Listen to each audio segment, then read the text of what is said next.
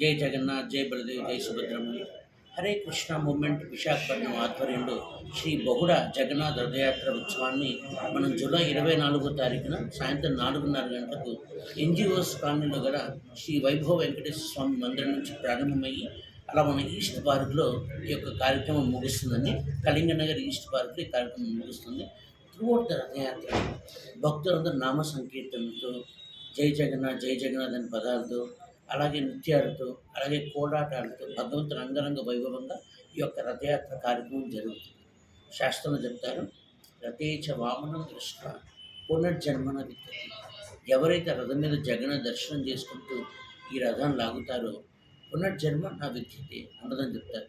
So ఇంత మంచి అవకాశం మన హరే కృష్ణ మూమెంట్ విశాఖపట్నం వాసులకు కలిగిస్తారు. అండ్ ఇంకొకటి ఏంటి, బహుడా రథయాత్ర అంటే చాలామందికి ఒక చిన్న సంశయం ఉంటుంది. బహుడా రథయాత్ర అంటే తిరుగు ప్రయాణం.